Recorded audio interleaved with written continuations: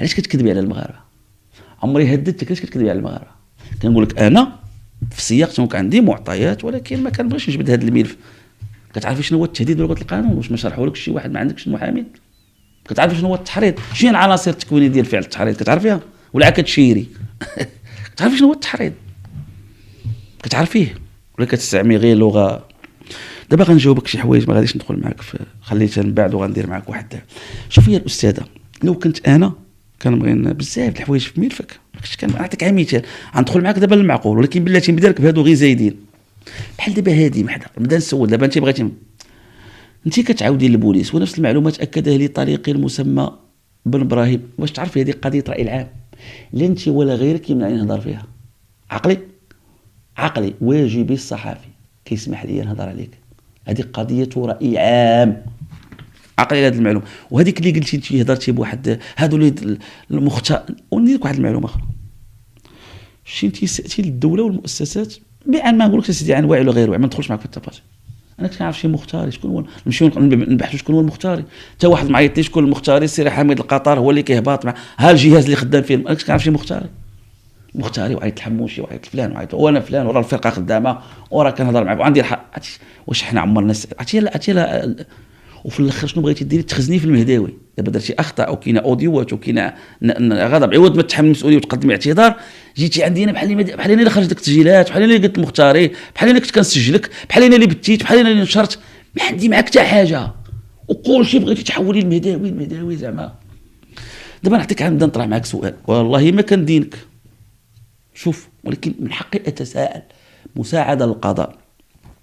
دابا انت كتقولي البوليس ونفس المعلومات اكدها لي طريقي المسمى بن ابراهيم الحاج احمد خلال اتصال هاتفي جمعني به عندما كان معتقلا بدولة موريتانيا، حيث اطلعني على الشاحنات التي كان يملكها قد ارسل الى مدينة وجدة عند المسمى عبد والذي قام بدوره بارسال. عندي سؤال ومن حقي نسول. دابا انت طلقتي وهذا السيد شفتي سهرات ماجنه ومصيبه كحله وشفتي ليالي حمراء، اذا هذا فيه 100 شاف، وبان لك فيه الدغل، وما كاين لا كاين على الاسبيس، وما كاين لا ورق، والشبهات خطيره، وكتهضري في كلام نابي في التليفون بمعنى وصل لك لدرجه الحقد. هذا كرهتيه من خلال المكالمات.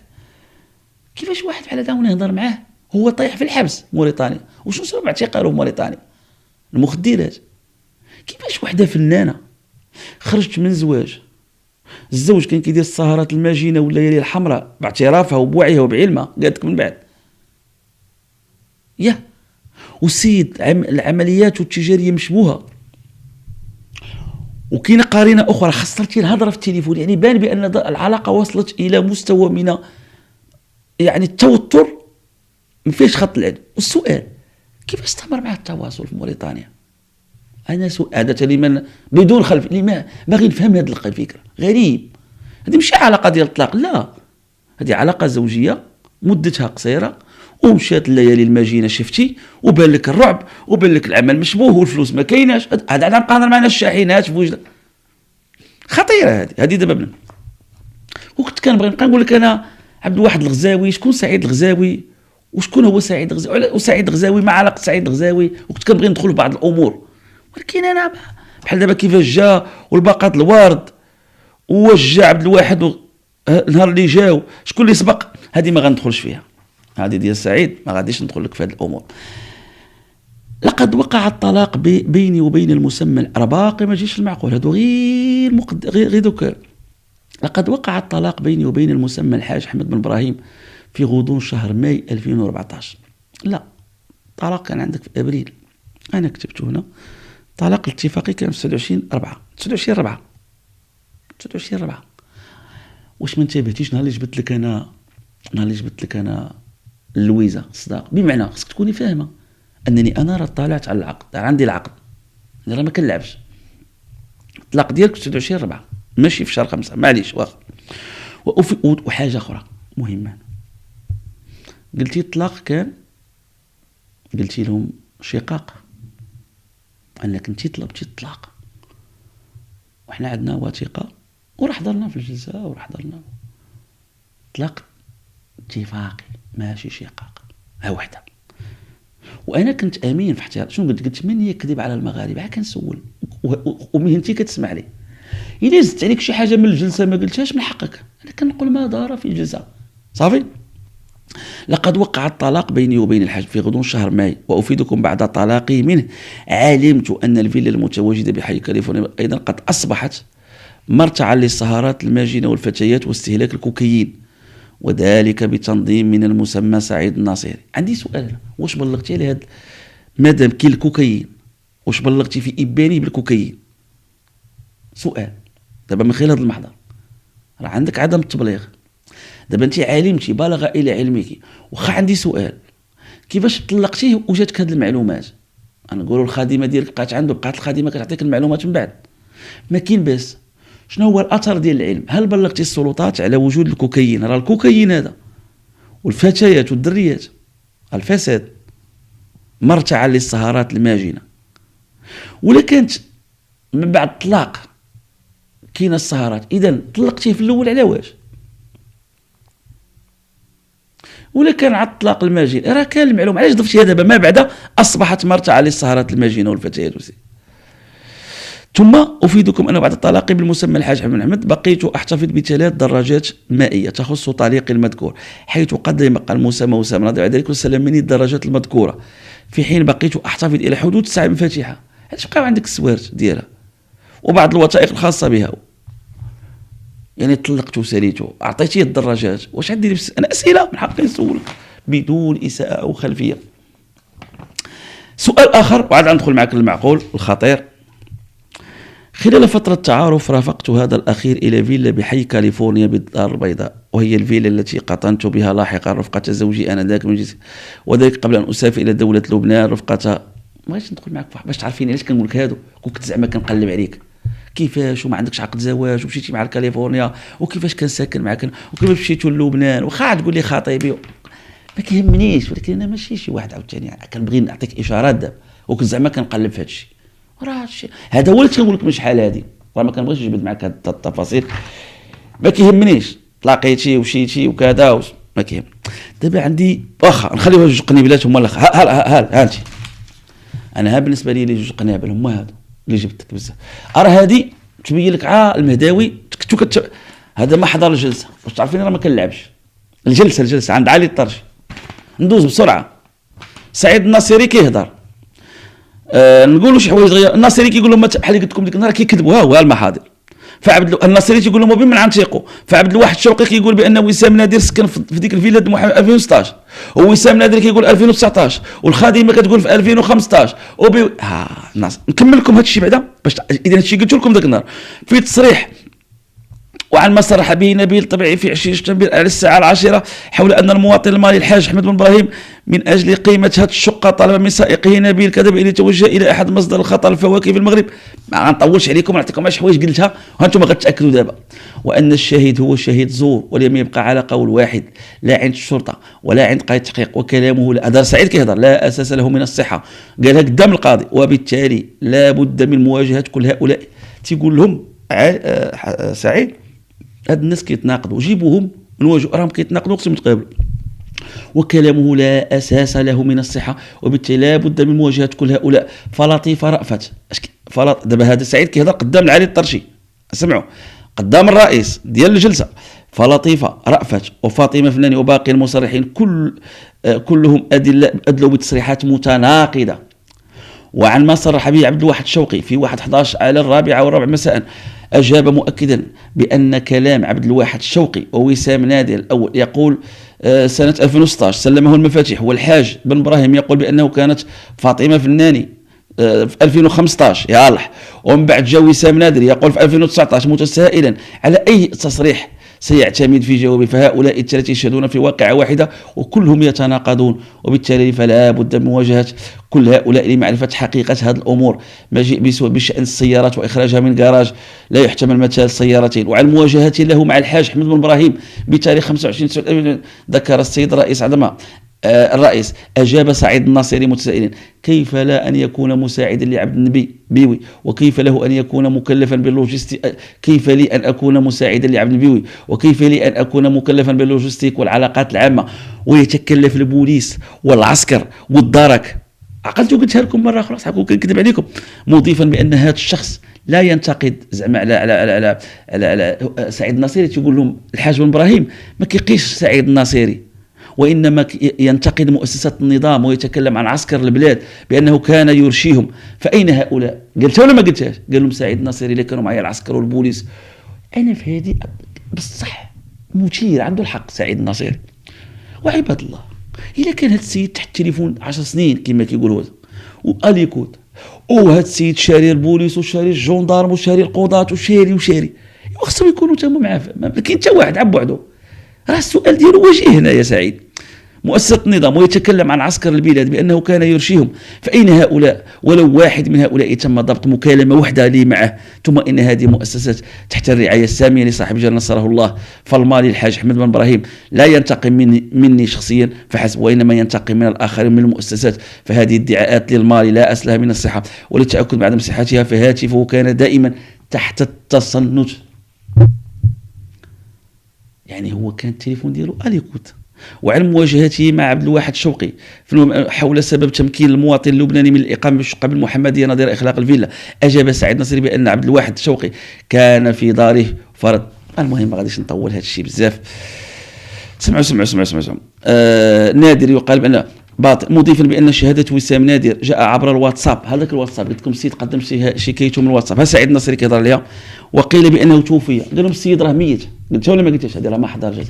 صافي يا لطيفه. واخا دابا الاستاذه لطيفه غنوصل واحد 4 ديال النقاط مهمه جدا. لا ادينك، ولكن بغيتكم المغاربه اللي كتفرجوا تتبعوا هاد 4 ديال النقاط ولكم الحكم. 4 ديال النقاط في غايه الاهميه. وحده كتعلق بواحد الواقعه. كاينه واحد السيد وخوه، واحد سميتو عبد الواحد الغزواني الغزاوي، والاخر سميتو سعيد الغزاوي. تسمعوا مزيان. لطيفه رأفت كتعاود على واحد الواقعه، كتقول واحد النهار غيجي عند البوليس وكانت عند قاعه التحقيق، قاعد تقول لك افيدكم انه خلال فتره مكوث طليقي المسمى بن ابراهيم الحاج احمد بمعيتي بمنزلي بحي السويسي بالرباط، راجلي السابق بن ابراهيم طلب منها، قال له وجدي واحد العشاء لواحد السيد رجل اعمال، راه سبق له استضافني وتهلا فيا وراه مشهور. قالت كنت درت العشاء، فجا داك السيد وجا مرته وجا معاه خوه. لاحظوا هذه الواقعه. من اجل استقبال شخص وزوجته، حيث اخذ وكانوا كيتسناو سعيد الناصري. الناصري قالت لك تعطل بزاف من اعيان منطقه تونت، وانه يمتلك عده عقارات بعده مدن مغربيه، وانه بدوره سبق له ان استقبله بمنزله في وقت سابق واكرمه، حيث عملت على اعداد وجبه العشاء، حيث وصل هذا الشخص وزوجته ومعهم شخص اخر علمت انه شقيقه. سمعوا مزيان. ويقينا وبقينا في انتظار وصول المسمى سعيد الناصري الذي تأخر عن موعد العشاء بكثير، حيث كان طريقي يخبر هذا الأخير هاتفي بأن الضيوف ينتظرونه. بعد ذلك اضطررنا إلى تناول وجبة العشاء بمنزلي دون حضور المسمى سعيد الناصري، وبمجرد انتهائنا من تناول وجبة العشاء وخروج الضيوف إلى الحديقة استعدادا لمغادرة المنزل، وصل المسمى سعيد الناصري، حيث قام طريقي بالعودة إلى صالون المنزل رفقة الضيفين والمسمى سعيد الناصري، حيث اتصلت بطريق المذكور هاتفيا فأخبرني أنه معه ضيوف بالبهو، وطلب مني بعث الخادمة المسمى فاطمة من تقديم الحلويات والشاي للضيوف، في حين بقيت السيدة بالسيارة خارج المنزل. وخلال هذه الأثناء صعدت إلى الطابق العلوي دون أن أعرف تفاصيل الأحداث بعد ذلك. سمعتوا اش كتقول لك هي؟ راجلها أحمد هو اللي كيعرف هذاك السيد اللي لاباس عليه واللي فايت تصادفوا، وجاب مرته وجاب معاه خوه. مزيان. وواحد اللحظه سعيد تعطل، المرت الاخر بقات في الطوموبيل، شويه رجعوا قالت له شنو كاين، قال انا في باه، وقال له قول الخادمه تجيب لي الحلوى. دابا غنسمعوا مرت ذاك الراجل روايتها، وسامعوا المغاربه اش كتعاود على هذه الواقعه بالضبط، ولكم الحكم. انا ما كندين حتى واحد. افيدكم، ها المراه كتهضر سميتها فاطمه الزهراء شي حاجه، افيدكم انه في احد الايام وبتاريخ لم اعد اتذكره، وبينما كنت اتواجد مدينه الرباط رفقه زوجي المذكور وبمعيتنا شقيق زوجي المسمى سعيد الغزاوي، طلب منا هذا الاخير. لطيفه كتقول لك هذا خوه عجاي العزومه والعراضه راه مع راجلها، هذه لا كتقول لك حنا مشينا مع سعيد. وبينما كنت طلب زوج السي سعيد طلب منا هذا الاخير يعني سعيد خو راجلي مرافقته لحضور مأدبة عشاء بمدينه الرباط. هذا المسمى لطيفه رفات كاع ما ذكرها هي بن ابراهيم، حيث استجبنا لطلبه هذا وتوجهنا الى فيلا بمدينه الرباط. ومجرد ولوجي في فناء الفيلا استقبلتنا صاحبتها المسمى لطيفه رفات، وبعد دخولنا لم استطع التأقلم مع صاحبه الفيلا، وكذا الجو العام للزيارة خصوصا بعدما شاهدت مشروبات كحولية موضوعة على الطاولة. وطلبت من زوجي قالت لك ملي شفت شي مشروبات كحولية قالت لك السماح لي بالخروج إلى السيارة المتواجدة بالفناء، ما بغاش تبقى جالس. ولطيفة راه قالت تبقى في الطوموبيل الخاص بالفيلا، حيث خرجت إلى فناء الفيلا وبقيت بالسيارة التي قدمنا علامتها إلى حين انتهاء زوجي وشقيقه المذكور من هذه الزيارة التي دامت حوالي ساعة، ثم غادرنا إلى سبيلنا. إذا ما كاين لا عشاء لا والو، يعني ما بقاوش بزاف.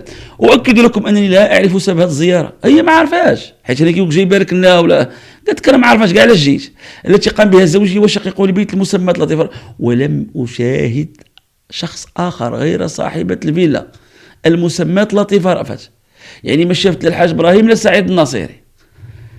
ما هو دابا عاوتاني واش كنت يكذب؟ لطيفة كتقول لك بأن السيد الحاج بن إبراهيم قال لي وجدي العشاء غيجي واحد السيد راجل هاد المرأة وجاب معاه خوه صافي، وسعيد الناصيري تعطل ولكن جا من بعد. هاتي داك دوك انا ما شفت لا بن إبراهيم لا الحاج، وحنا كنا جالسين شكون اللي دانا خو دانا سعيد هو اللي دانا لداك الشيء مزيان. ها واقعة غنزيدكم واحد الواقعة أخرى في غاية الأهمية. كيفاش هي عرفت الحاج إبراهيم؟ كتقول البوليس بخصوص القضية موضوع بحثكم وجاوب على أسئلتكم أصرح لكم بما يلي. أفيدكم في غضون شهر نوفمبر 2013 تعرفت على زوجي السابق المسمى بن إبراهيم الحاج أحمد، وذلك تزامنا مع إحياء مهرجان التمر بمدينة زاغورة.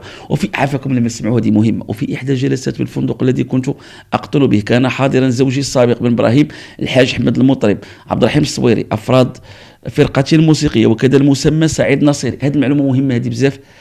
سعيد الناصيري صرح في ذيك الجلسة أمام الجميع قال لهم عباد الله راه الحاج بن إبراهيم، دابا لطيفة كتقول الحاج بن إبراهيم هو اللي مول هذا المهرجان، عطى 150 مليون سنتيم. كما أنني سمعت، لطيفة كتقول سمعت في ذيك اللحظة سمعت من الحاضرين اللي جالسين بأن بن إبراهيم الحاج أحمد قد قام بتمويل حملة انتخابية سابقة لأوانها بالمنطقة لفائدة المسمى سعيد الناصيري عن طريق تقديم هبات وهدايا لبعض الأشخاص هناك وإعطاء مبلغ مالي كبير المسمى سعيد الناصيري، وأعطى سيارات رباعية الدفع للمهرجان وهلم جرى. عقلتوا مزيان؟ كتقول لطيفة الحاج إبراهيم أول مرة عرفته في زاغورة في جناح الفندق، وكتقول بأنه تم في زاغورة سمعت من عند سعيد من لسانه لفمه بحضور الناس وعباد الله هذا الحاج إبراهيم راه هو اللي عطى 150 للمهرجان اللي فيه انا والصويري جوج. والشي الحاج ابراهيم راه هو اللي داير الحمله الانتخابيه. اولا عندي حق نطرح واحد السؤال، الا كان الحاج ابراهيم هو اللي مول 150 مليون مالي هذا خصها تكون في الصحف، ما لقيناها حتى في شي موقع الكتروني ولا جريده، ما كاين جرائد زاغورة، ما كاين ما ساق حد الخبر لهذه المعلومه. واش واحد المستثمر مالي جا مول مهرجان فيه سعيد الناصيري ما يتسربش الخبر للصحافه وتقال هذا الشيء في العموم قالت؟ والحمله الانتخابيه دارها المالي الناصيري دلبام. اولا ما هي مصلحه الناصيري يعلن هذه المعلومه؟ والحزب كيمول الناصيري الحمله الانتخابيه، وعلاش هذا الخبر ما خرجش الى العموم؟ عقلوا على هذه خطيره. عندي اشهاد نقرا عليكم دابا ديال هذه الجمعيه اللي دارت المهرجان، مول امين المال وشي واحد اخر كيشهد. سمعوا كيقول لك على هذه المعلومات ديال شكون اللي مول. اشهاد تيقول لك قال لك اننا احنا لوحات، قال لك اواخر شهر نوفمبر وليس والمهرجان الذي استضاف كل من الفنان اللطيف رأفت والفنان عبد الرحيم أيد الشلح المعروف بالصويري وكذا الفرقة الموسيقية المرافقة لهما، والذين أحيوا فقرات من المهرجان اليوم 30 نوفمبر وليس تاريخ كما جاء المورد الصحيح، وهي المشاركة التي تكلف بها السيد سعيد الناصيري النائب البرلماني عن الإقليم آنذاك من دعوة الفني المهرجان والتكفل بكافة مصاريفهم وتعويضاتهم مساهمة منه في إنجاح المهرجان. إذا شكون اللي تكلف هذا الشيء؟ سعيد الناصيري. إذا كان سعيد الناصيري قال هذا الشيء أمام العالم وبحضور جميع تيقول ما عباد الله راه اللي مول هذا الشيء هو الحاج، وعلاش هاد الجوج فين كانوا؟ يعاودوا الروايه ديال لطيفه. لا قال لك سعيد اللي تكلف داك الشيء باعتباره ولد البلاد ما كاين. وكيقول لك واحد وتيقولوا في الاشهاد ديالهم ما شفنا لا ما عرفنا لا الحاج كاين تما ما عطانا حتى طانوبيلات ما والو، بخلاف هذه الروايه. ها صافي. نقطه اخرى في غايه الاهميه، اش كتقول لطيفه ربع؟ كتقول لك تعرفت على الحاج بن إبراهيم فين تعرفت عليه؟ في زاغورة، ومشات عند قاضي التحقيق كذلك وقالت له تعرفت عليه الحاج اثناء تواجدي بمدينه زاكول لاحياء حفل. هاد لقيت توصلت من الفنان الصويري، وقالت لك دعوه جاتني من التصويري هنا ما قالش الصويري في الاول، وعن توصلت به من الفنان الصويري، وعن المدعو شي حاجه وسام الذي ينظم حفلاته، وعلى سنوات شي حاجه في فندق المدينه. ها هي غتقول لك صادفت المدعو سعيد الناصري، وكان الحاج حمد بن ابراهيم حتى هو تم الحجز بهذا الفندق. وقد علمت من هذا ان الحاج ابراهيم هو الصاير على احياء الحفل، هو اللي احيا هذا المهرجان، هو اللي خلصه. وقالت لك تما عرفت انه مستثمر. صافي مزيان. اش قالت عند البوليس؟ عرفته انا في المهرجان ديال زاكوره، تما تعرفت عليه. كاين واحد الشاهد ها هو. خلال احد الايام اتصل بي المسمى بن ابراهيم الحاج احمد وطلب مني احياء حفله خاصه مشترطا علي حضور احدى المطربتين. قالوا جيب لي اما نعيمه سميح او لطيفه رأفت. هذا الاخير وبحكم انني على معرفه بالمايسترو الذي تشتغل معه المسمى مصطفى الركراكي، فقد امدني هذا الاخير برقمها الهاتفي، وقمت بالاتصال بها هاتفيا وعرضت عليها الموضوع، كما اطلعتها ان صاحب السهره الخاصه المسمى بن ابراهيم الحاج احمد ينوي احياء هذه السهره بجناح احد الفنادق الخاصه بالرباط، حيث افادتني المسمى لطيفه رأفت انها بحكم وضعها الفني فانها لا تشتغل بالاجنحه الخاصه بالفنادق، مقترحه علي احياء هذه السهره بفيلتها الخاصه بحيث سويسي بالرباط. فاخبرت بذلك المسمى الحاج بن ابراهيم الذي وافق على هذا الاقتراح. وافيدكم انه خلال هذه الحفله الخاصه تم احياء بفيلا المسمى لطيفه رأفت حضر المسمى بن ابراهيم الحاج. شكون تيكذب؟ اش الحق؟ واش دابا انا لطيفه خايب كتقول لك هي لطيفه ما تقدرش لهذا الشيء؟ خلي الاجهزه والدوله والصحافه ما يديرش خدمته. قالت لك دابا لطيفه قلتي انت عرفتي الحاج بن ابراهيم زاكوره. هذا السيد اش قال لك؟ قال لك لا، قال لك انا اللي كنعرف الحاج بن ابراهيم. قال لي شوف لي لطيفه رأفت ولا شوف لي نعيمه سميح. قال لك وجبتك؟ قال لك هذه اول مره كتعرف انت الحاج ابراهيم وانت اقترحتي قلتي لهم لا ديروا السهره عندي في داري في فيلا ديالي. احمد وكان برفقته مدير اعمال اللبناني المسمى وسام نادر وفتاه اجهل هويته، حيث بعد انقضاء هذه السهره التي غنت خلال المسمى لطيفه رأفت والمطرب صلاح الدين محسن على الساعه 5 صباحا، غادر كل المدعوين الى حال سبيلهم بمن فيهم المسمى بن ابراهيم احمد. وافيدكم انه خلال هذه السهره قامت المسمى لطيفه رأفت بدعوه الحاضرين لحفله عيد ميلادها الذي كان من المقرر احياؤه بعد يومين. قالت لهم راه عندي عيد الميلاد بعد يومين، سمعوا مزيان، حيث تم تكليفي مرة أخرى بجلب معدات تكبير الصوت وباقي الآلات الموسيقية المطلوبة لهذا الغرض. وخلال يوم الحفلة قمت ببعث التقنيين العاملين معي لفيلا المسمى لطيفة رأفت من أجل تركيب المعدات الخاصة بالصوت ونقل باقي الأغراض المرتبطة به، إلا أنهم اتصلوا بي هاتفيا وأخبروا أن قد تم منعهم من ولوج الفيلا بأوامر المسمى لطيفة رأفت. فقمت بالاتصال هاتفيا بهذه الأخيرة غير أنها لم ترد على مكالمتي الهاتفية. كما قمت بالاتصال هاتفيا بالمسمى بن ابراهيم الحاج احمد. هذا الاخير اخبر انه سافر الى خارج المغرب وان الحفله قد الغيت، مع العلم انني قد علمت لاحقا ان الحفله قد اقيمت في موعدها تلك الليله بحضور المسمى بن ابراهيم والذي انقطعت علاقتي به. وهي جبدت واحد السيد خور كان حاضر معهم سميتو محسن صلاح الدين محسن، يمكن تا هو شاهد. اذا واش لطيفه عرفاتو مهرجان زاكوره؟ هذا تيقول لا سيدي كيفاش عرفاتو؟ شكون تيكذب على القضاء المغربي؟ واش انا قلت شي عنوان خايب؟ واش قلت شي حاجه ماشي صح؟ المرسيدس سعيد الناصري تيقول عن كاينه واحد المرسيدس حتى هي موضوع نقاش وجدل. لطيفه كتقول لك المرسيدس ديال الحاج ابراهيم انا صقتها ومشيت بها القنيطره. ها هي كتصرح على اتذكر جيدا ان قالتها للبوليس، اتذكر جيدا ان زوجي السابق الحاج حمد ابراهيم سبق ان اقتنى سياره نوع مرسيدس 350 كلاس في بدايه علاقتنا، وهي سياره مستورده من الخارج، كما أنه سلمها إلي حيث قمت بقيادتها لزيارة عائلتي من القنيطرة. بداية علاقتنا إذن هي عرفته في نوفمبر 2013، يكون عطاها لها في 2014 نوفمبر يناير فبراير. سمعوا اش كيقول في المحكمة. ها المحاضرة لطيفة كتقول لي المهداوي سمعت قال لك واحد السيد كيقول لهم أنا ما بعتش كاع السيارة ديالي للحاج.